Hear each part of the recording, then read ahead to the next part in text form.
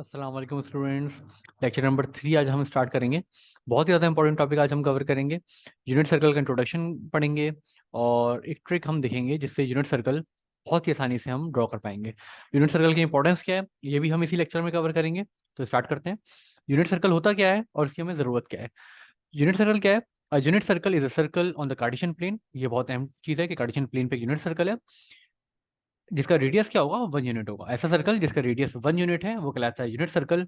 और सिर्फ 1 यूनिट नहीं होना चाहिए, उसका ओरिजिन जो है वो भी 0 0 पे होना चाहिए। जो ओरिजिन है वो होना चाहिए 0 0 पे, यानी जो उसका सेंटर है और ओरिजिन सेम होगा।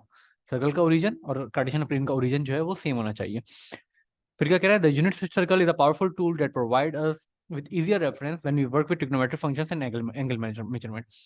हमारे पास जो इतने भी एंगल्स हैं 0 से लेके 360 डिग्री, और पाई में अगर हम करें 0 से लेके 2 पाई तक, जितने भी एंगल्स हैं वो हम यूनिट सर्कल से उसकी वैल्यूज आसानी से निकाल सकते हैं। तो हम स्टार्ट करते हैं इमेज के साथ। ये हमारे पास एक इमेज गिवन है। ये एक यूनिट सर्कल है।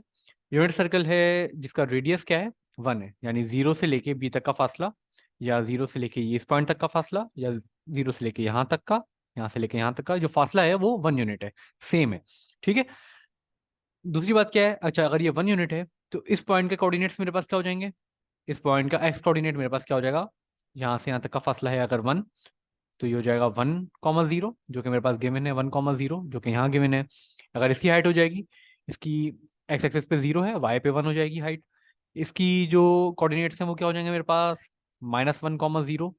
ये जो रेडियस है एक्स एक्सिस पे कवर कर रहा है तो एक्स कोऑर्डिनेट -1 और वाई कोऑर्डिनेट 0।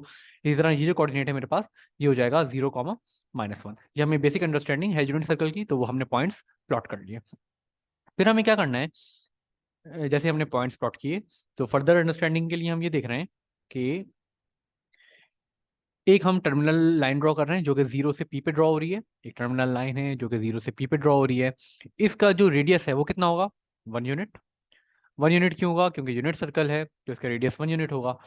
फिर मैंने क्या किया, मैंने जो ये पॉइंट P था उससे मैंने एक पॉइंट ड्रॉप किया एक्स एक्सिस पे। जो पॉइंट P है जो कि हमारे पास सर्कल पे एक पॉइंट है, इससे मैंने एक पॉइंट ड्रॉप किया जो कि एक्स एक्सिस पे वो पॉइंट बनेगा ये। तो उस पॉइंट की जो लेंथ है जो कि एक्स एक्सिस के अलॉन्ग कवर किया इस पॉइंट ने, वो हम कह देते हैं वो ए है।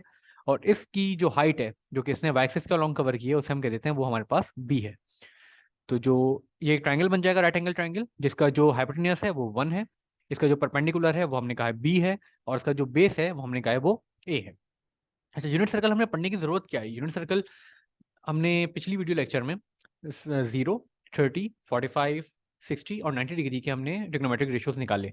लेकिन अगर कोई trigonometric ratio for suppose angle अगर मुझे निकालना है sin 145 डिग्री का, तो वो मैं कैसे निकालूंगा, वो तो ट्रिग्नोमेट्रिक रेशियो से नहीं निकलेगा। इसी तरह अगर मैं कॉस निकालूं cos 270, वो मैं कैसे निकालूंगा। अगर मैं 10, 300 निकालना हो मुझे तो वो मैं कैसे निकालूंगा। तो ऐसे ट्रिग्नोमेट्रिक रेशियो जो कि 0 से 90 से हट के हैं, 0 से 90 तो हम ट्रिग्नोमेट्रिक रेशियोज आराम से निकाल लेते हैं, ट्रिग्नोमेट्रिक रेशियोज की वैल्यूज हमें मालूम है।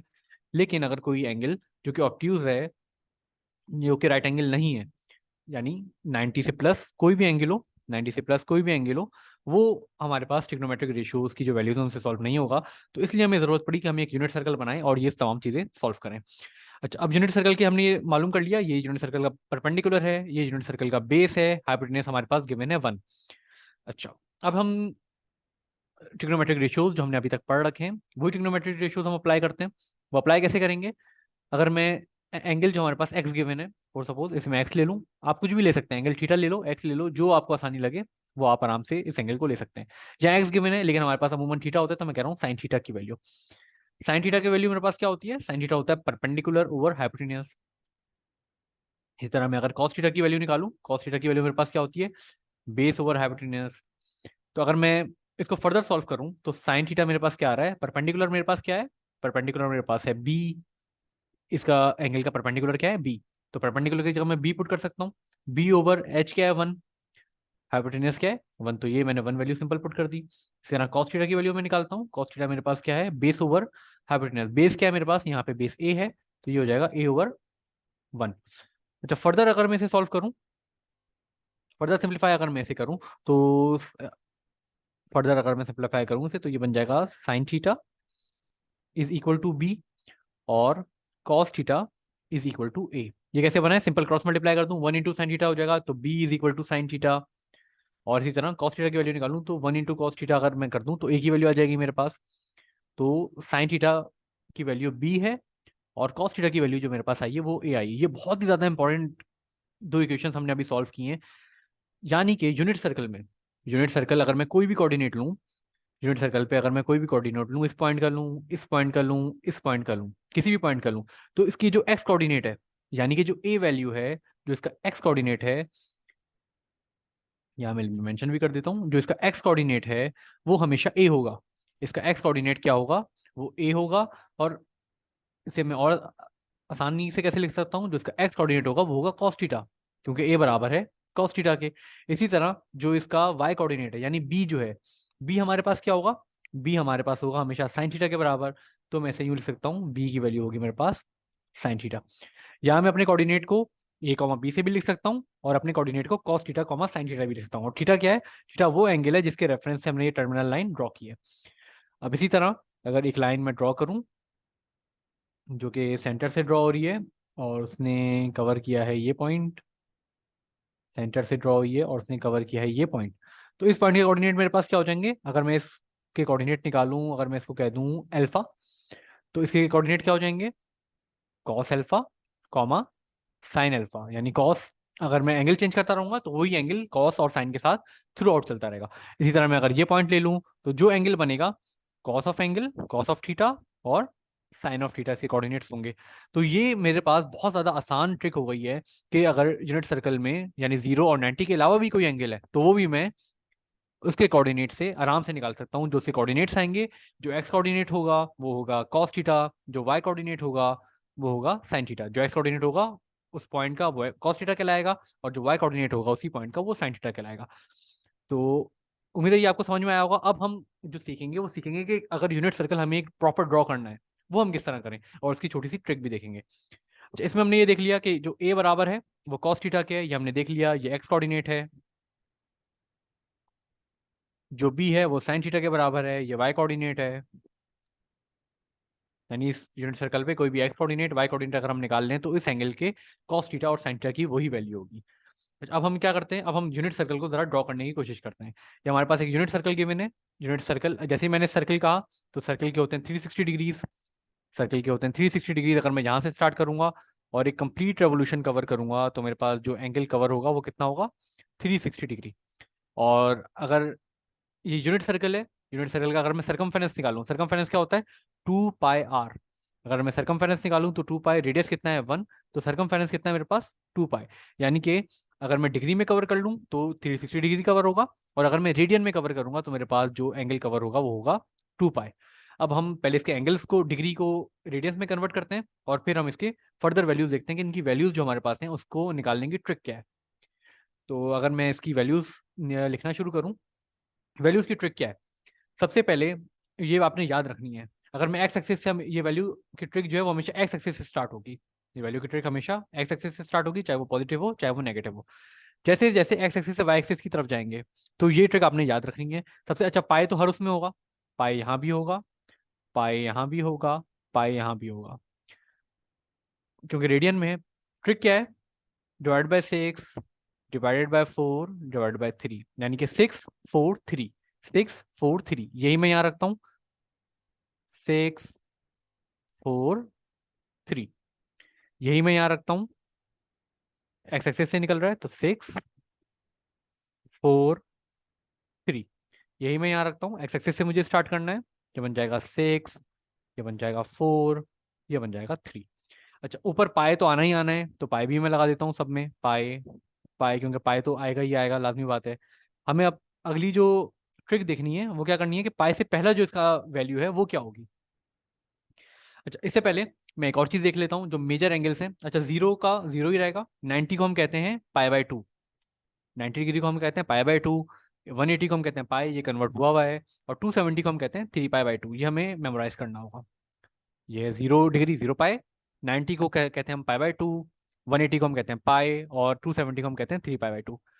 देखो, फर्स्ट क्वाड्रेंट तो हमारे पास ओके, 6 4 3 एज इट इज रहेगा।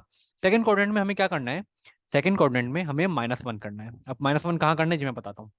थर्ड क्वाड्रेंट में क्या करना है, +1 करना है। ये कहाँ करना है ये मैं आपको बताता हूँ।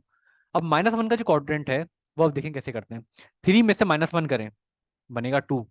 तो साइन जो 120 डिग्री को अगर हम रेडियन में कन्वर्ट करेंगे तो बन जाएगा 2π/3। इसी तरह 135 का एंगल है, ये 4 है, -1 करना है, 4 - 3, 4 - 1 3, 6 - 1 5। तो 120 डिग्री, 135 डिग्री और 150 डिग्री की वैल्यूज हमारे पास आ गई हैं ये। इसी तरह हम जो थर्ड क्वाड्रेंट है उसे सॉल्व करते हैं। थर्ड क्वाड्रेंट में क्या कह रहा है, +1 कर दो, +1 6 + 1 7π/6, 4 में क्या हो जाएगा 5π/4, 3 में क्या हो जाएगा 4π/3। तो 210 की वैल्यू क्या आई 7π/6, 225 की वैल्यू क्या है 7π/4 और 240 की वैल्यू मेरे पास क्या आई 4π/3। अच्छा, ये हमारे पास फर्स्ट क्वाड्रेंट हो गया, सेकंड क्वाड्रेंट हो गया, थर्ड क्वाड्रेंट और फोर्थ क्वाड्रेंट करना। फोर्थ क्वाड्रेंट की कोई ट्रिक नहीं है, फोर्थ क्वाड्रेंट की कोई ट्रिक नहीं है। इसको हम सिंपल करेंगे 5 7 11, ये हमें याद करना पड़ेगा 5 7 11, क्योंकि ये एक क्वाड्रेंट तो हम याद कर ही सकते हैं। तो कहाँ से हमने स्टार्ट किया था, सबसे पहले एक्स एक्सिस से स्टार्ट करेंगे, बेस में लिखेंगे 6 4 3। फिर क्या करेंगे, इसी तरह यहाँ पे 6 4 3, इसी तरह यहाँ पे 6 4 3 और इसी तरह इस वाली उसमें 6 4 3 हम करेंगे। तो फर्स्ट क्वाड्रेंट तो हमारा रेडी है। सेकंड क्वाड्रेंट में क्या, -1 जो बेस में है उसमें से -1 किया 2 आया, 4 में से -1 किया 3 आया, 6 में से -1 किया 5 आया। थर्ड क्वाड्रेंट में क्या करना है, +1, 6 में +1 किया 7 आया, 4 में +1 किया 5 आया, 3 में +1 किया 4 आया। फोर्थ क्वाड्रेंट की कोई ट्रिक नहीं है, 5 7 11 हम ऐसे याद कर लेंगे। अच्छा, अगर हम इसे सही तरह प्लॉट करें तो ग्राफ इस तरह प्लॉट हो जाएगा। ये वैल्यूज मेरे पास मैंने पहले से प्लॉट करके रखी हुई हैं। तो ये ग्राफ हमारे पास यूं बन जाएगा 6 4 3, ये क्या हो जाएगा माइनस करके 3/2π/3, 3π/4, 5π/6, 7π/6, 5π/4, 4π/3, इस तरह 5π/3, 7π/4, 11π/6। तो ये आपने जब आप प्रैक्टिस करेंगे तो ये आप मैक्सिमम, जब आप ये प्रैक्टिस करेंगे तो मैं गारंटी दे रहा हूँ मैक्सिमम आप 1 1.5 मिनट में ये पूरी वैल्यू बनाएंगे। अच्छा, अब हमने ये तो रेडियन एंगल को कन्वर्ट कर लिया। अब हमें क्या करना है, इसकी जो वैल्यूज हैं भाई वो भी तो निकालनी है। जिस तरह ये 4 वैल्यूज हमारे पास गिवन है, 1,0, 1,0 क्या है, इसे मैं यूं भी लिख सकता हूँ cos थीटा, sin थीटा, यानी कि इस पॉइंट पे जो cos की वैल्यू है, जो हमने अभी देखा, जो a की वैल्यू है वो cos की वैल्यू होती है, यानी cos थीटा 0 पे क्या होता है 1, जो कि हमने पिछले ट्रिग्नोमेट्रिक रेशियोज जो निकाले हैं उसमें हमें मालूम है कि cos 0 जो होता है वो 1 होता है, और 0 की वैल्यू क्या होती है, cos 0 जो होता है, सॉरी sin 0 जो होता है वो 0 होता है। ये हमें आइडिया है। ठीक है, तो ये तो हमने जो 4 क्वाड्रेंट्स 4 वैल्यूज हैं ये हमारे पास गिवन है, लेकिन हमें बाकी वैल्यूज भी तो निकालनी होंगी। तो अब हमें जो वर्किंग करनी है वो करनी है बाकी वैल्यूज के लिए। तो वो वैल्यूज के लिए भी आप देख लें ट्रिक क्या है। सबसे पहले हम क्या करेंगे, हम सिर्फ फर्स्ट क्वाड्रेंट सॉल्व करेंगे। आप देखेंगे जैसे ही फर्स्ट क्वाड्रेंट सॉल्व होगा आपकी तमाम चीजें सॉल्व हो जाएंगी खुद ब खुद। जैसे ही फर्स्ट क्वाड्रेंट सॉल्व होगा तमाम चीजें खुद ब खुद सॉल्व हो जाएंगी। तो सबसे पहले मुझे क्या करना है, डिवाइड बाय 2 करके मैं सारे क्वाड्रेंट्स बना रहा हूँ। अब आप देखिए मैं कर क्या रहा हूँ, डिवाइड बाय 2, ये है π/6 की वैल्यू मैंने बनाया, ठीक है। दोबारा डिवाइड बाय 2, और ऊपर जाके एक सेकेंड और कर देते हैं हम, इसके लिए भी हम कर देते हैं, इसको हम थोड़ा सा ऊपर कर लेते हैं, डिवाइड बाय 2 डिवाइड बाय 2, ये आ गया। इसी तरह π/3 के लिए भी हम कर लेते हैं, π/3 में भी है हमारे पास डिवाइड बाय 2 डिवाइड बाय 2, ये भी हमारे पास एक वैल्यू आ गया। अब हमें करना क्या है, अब हमें करना ये है, अब देखिए ट्रिक क्या है। यहाँ पे मैंने लिखा 1, यहाँ पे मैंने लिखा 2, यहाँ पे मैंने लिखा 3। अब यही काम मैं इस तरफ रिवर्स करता हूँ, 1 2 3। अब ऊपर की जितनी भी वैल्यूज हैं, न्यूमरेटर जो है उन पे सिंपल रूट लगा दो। न्यूमरेटर जितने भी हैं, न्यूमरेटर पे मैं क्या लगा दूं, रूट लगा दूं। तो ये बन जाएगा √1, ये बन जाएगा √3, ये बन जाएगा √2, ये बन जाएगा √2, ये बन जाएगा √3, ये बन जाएगा √1। अगर मैं रूट सॉल्व करूं तो सबसे आसान क्या है, जो 1 के ऊपर रूट है वो हट जाएंगे सारे, क्योंकि √1 1 ही होता है। तो इस पे से मैं हटा देता हूँ रूट, इस पे से मैं हटा दिया रूट, √2 के ऊपर रहेगा, और इस वाले √1 के हिसाब से रूट लगा दिया। तो ये हमारे पास फर्स्ट क्वाड्रेंट की तमाम वैल्यूज आ गई। अब आप कहेंगे ये तो बहुत ही आसान है, बिल्कुल बहुत आसान है। अब हमें क्या करना है, ये तमाम वैल्यूज को रिफ्लेक्ट करना है बाकी क्वाड्रेंट्स पे। ये फर्स्ट क्वाड्रेंट पे वैल्यू आ गई, अब बाकी क्वाड्रेंट्स जो है हमारे पास, second quadrant, third quadrant, fourth quadrant पे यही वैल्यूज रिफ्लेक्ट करनी है। अच्छा, वैल्यूज सेम है बिल्कुल, यानी जहां जहां π/6 आ रहा है, π/6 यहाँ आ रहा है, π/6 यहाँ आ रहा है, π/6 यहाँ आ रहा है, और π/6 यहाँ आ रहा है। जहां जहां π/6 आ रहा है मैं सेम वैल्यू कॉपी कर रहा हूँ, जहां जहां π/6 आ रहा है मैं सेम वैल्यू कॉपी कर रहा हूँ। 1/2 आप देखेंगे कि चेंजिंग क्या है। पहले मैं सारी वैल्यूज यही कॉपी कर रहा हूँ, थोड़ी सी चेंजिंग है, लेकिन आप देखेंगे वो क्या है, बहुत ही आसान चेंजिंग है वो। जहां जहां π/2 आ रहा है वो मैं वैल्यू कॉपी कर रहा हूँ, √3/2, कॉमा 1/2। साइन में कुछ चेंजेस है वो हम देखेंगे। ठीक है, पाई/6 की वैल्यू मैंने कॉपी कर ली सारी। अब यही काम मैं करता हूँ पाई/4 के लिए। पाई/4 की वैल्यू क्या है, √2/2। तो जहां जहां पाई/4 आ रहा है, जहां जहां पाई/4 आ रहा है, जहां जहां पाई/4 आ रहा है, वहां मैं √2/2 की वैल्यू लिख रहा हूँ।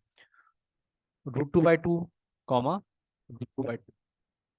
ठीक है, इसी तरह यहाँ पे मैं लिख लेता हूँ √2/2 कॉमा √2/2। ये इसकी वैल्यू हो गई। इसी तरह इसकी वैल्यू क्या हो जाएगी, √2/2 कॉमा √2/2। साइन हम देखेंगे किस तरह लगाने हैं। ठीक है, ये वैल्यू भी मेरे पास हो गई। अब मेरे पास क्या बची, पाई/3 की वैल्यू। पाई/3 की वैल्यू मैं कैसे सॉल्व करूंगा, इसको मैं रब कर देता हूँ। पाई/3 की वैल्यू आप देखिए मैं कैसे सॉल्व कर रहा हूँ। पाई/3 की वैल्यू मेरे पास क्या है, 1/2 और √3/2। तो जहां जहां पाई/3 है, जहां जहां पाई/3 है, वहां मैं सेम वैल्यू पुट कर दूंगा। जहां जहां पाई/3 है वहां मैं सेम वैल्यू पुट कर देता हूँ। वैल्यू क्या है मेरे पास, 1/2 कॉमा √3/2। 1/2। अच्छा, इसको मैं थोड़ा मिटा देता हूँ ताकि मेरे पास कुछ जगह बन जाए और हमारा विजन भी क्लियर हो थोड़ा सा। पाई/3 की वैल्यू क्या है मेरे पास, 1/2 कॉमा, तो यही वैल्यू मैं हर तरफ लिख देता हूँ, 1/2 कॉमा √3/2। साइन में फर्क आएगा, वो मैं आपको बताऊंगा क्या फर्क है और किस तरह करना है उसे। जहाँ जहाँ पाई/3 है सेम वैल्यू में लिख रहा हूँ, 1/2 और √3/2। 1/2 और √3/2। 1/2 और √3/2। तो आप ये देख रहे होंगे कि हमारे पास ये जो ट्राइंगल है ये पूरा कंप्लीट हो चुका है। तो ये थोड़ी सी मैं स्पेस ऐड करके इसमें स्पेस ऐड कर देता हूँ। ठीक है, ये आप देख रहे हैं ये हमारे पास पूरा ट्राइंगल, सॉरी पूरा जो यूनिट सर्कल है ये कंप्लीट हो गया। अब रह गए साइन, कि भाई साइन तो ज़ाहिर चेंज होंगे। ऐसा तो नहीं हो सकता कि जो पाई/6 की वैल्यू फर्स्ट क्वाड्रेंट में है और जो 5π/6 की वैल्यू जो इधर सेकंड क्वाड्रेंट में, सबकी वैल्यू सेम हो। तो ये भी बहुत आसान है, इसे भी हम एक ही मिनट में सॉल्व कर लेते हैं अभी। अब इसे सॉल्व कैसे करेंगे, ये आप देखें। हमें क्वाड्रेंट का कॉन्सेप्ट मालूम है और ये भी हमें मालूम है कि कॉस जो उसका फर्स्ट फर्स्ट क्वाड्रेंट में एक्स और वाई दोनों पॉजिटिव होते हैं। फर्स्ट क्वाड्रेंट हमारे पास है ये, फर्स्ट क्वाड्रेंट में एक्स भी पॉजिटिव होता है और वाई भी पॉजिटिव होता है। ये हमारे पास सेकंड क्वाड्रेंट है, सेकंड क्वाड्रेंट में एक्स नेगेटिव होता है और वाई पॉजिटिव होता है। इसी तरह हमारे पास ये थर्ड क्वाड्रेंट है, तीसरा वाला। थर्ड क्वाड्रेंट में एक्स भी नेगेटिव होता है, वाई भी नेगेटिव होता है। और फोर्थ क्वाड्रेंट में हमारे पास एक्स पॉजिटिव होता है और वाई नेगेटिव होता है। जैसे ही ये मैंने लिखा आपको अब पता चल गया होगा क्या साइन डालना है मुझे। एक्स जो फर्स्ट क्वाड्रेंट है उसमें एक्स वाई आप देख रहे होंगे सब पॉजिटिव है, ये भी पॉजिटिव, ये भी पॉजिटिव, ये भी पॉजिटिव, ये कंप्लीट पॉजिटिव, ये भी कंप्लीट पॉजिटिव। सेकंड क्वाड्रेंट में जो एक्स की वैल्यूज हैं वो सारी नेगेटिव हैं। तो जहां जहां एक्स की वैल्यूज है वो नेगेटिव डाल देते हैं। ये नेगेटिव हो गया, ये नेगेटिव हो गया, ये नेगेटिव हो गया। ठीक है, अब थर्ड क्वाड्रेंट में आते हैं। थर्ड क्वाड्रेंट में एक्स नेगेटिव है और वाई भी नेगेटिव है। तो एक्स भी नेगेटिव है, वाई भी नेगेटिव है, एक्स भी नेगेटिव है, वाई भी नेगेटिव है, एक्स भी नेगेटिव है, वाई भी नेगेटिव है। फोर्थ क्वाड्रेंट में आते हैं। फोर्थ क्वाड्रेंट में एक्स पॉजिटिव है और वाई नेगेटिव है। तो एक्स पॉजिटिव रहेगा, वाई नेगेटिव हो जाएगा, वाई नेगेटिव हो जाएगा, वाई नेगेटिव हो जाएगा। तो ये सिंपल सी ट्रिक थी। आपने देखा कि सबसे पहले मैंने क्या लिखा, सबसे पहले मैंने सारे जो डिनोमिनेटर में 2 2 2 2 लिख दिया। फिर मैंने क्या किया, सबसे पहले 1 2 3 लिखा। उसी तरह ये रिवर्स काउंटिंग स्टार्ट की, 1 2 3। फिर तमाम रूट्स डाल दिए और उन रूट्स को फिर सॉल्व करने के बाद रिफ्लेक्ट कर दिया जो कि एंगल्स हमारे पास आ रहे थे। तो फाइनल जो हमारे पास इमेज बनेगी वो कुछ इस तरह बनेगी यूनिट सर्कल की। ये तमाम वैल्यूज हैं, पाई/6 पे क्या है, पाई/4 पे क्या है, पाई/3 पे क्या है। पाई पे वैल्यू हमें मालूम है, इसी तरह 2 पाई पे। ये सेकंड क्वाड्रेंट है तो आप देख रहे हैं कि सारी वैल्यूज जो है एक्स की वो नेगेटिव है। ये भी नेगेटिव है, ये भी नेगेटिव है, ये भी नेगेटिव है। जो थर्ड क्वाड्रेंट है दोनों वैल्यूज नेगेटिव है, ये भी दोनों नेगेटिव, ये भी नेगेटिव, ये भी नेगेटिव, ये भी नेगेटिव। और फोर्थ क्वाड्रेंट में हमारे पास वाई नेगेटिव है और एक्स पॉजिटिव है। तो उम्मीद है ये लेक्चर आपको समझ में आया होगा और ये शॉर्ट ट्रिक जो हमने सीखी है आज अपने यूनिट सर्कल को बनाने में, ये बहुत इंपॉर्टेंट है आपके पेपर के लिए। जैसे एग्जाम शीट आपको मिले एमसीक्यू से पहले आपने ये यूनिट सर्कल अपनी कॉपी के बैक साइड पे बना देना है, क्योंकि ये आपको एमसीक्यूज में भी बहुत ज़्यादा मदद देगा। और यही आपको जब आपकी थ्योरी में आपको ट्रिग्नोमेट्री के सवाल आएंगे तो वैल्यूज जब आप बार बार देख रहे होंगे, निकाल रहे होंगे, तो ये एक तो करेक्ट वैल्यू निकालेगा और जल्दी निकालेगा, आपका टाइम भी बहुत ज़्यादा सेव होगा और इसमें वैल्यू जो करेक्ट होगी वो हमें बहुत ज़्यादा फायदा देगी। तो उम्मीद है यूनिट सर्कल का जो अब जितनी भी इसमें कन्फ्यूजन्स थी वो आपको क्लियर हो गई हैं। अभी भी अगर कोई कन्फ्यूजन है तो आप कमेंट सेक्शन में कमेंट कीजिए, मैं कोशिश करूंगा उसको रिप्लाई करूँ। इंशाल्लाह अगले लेक्चर में मुलाकात होती है। अल्लाह हाफिज़।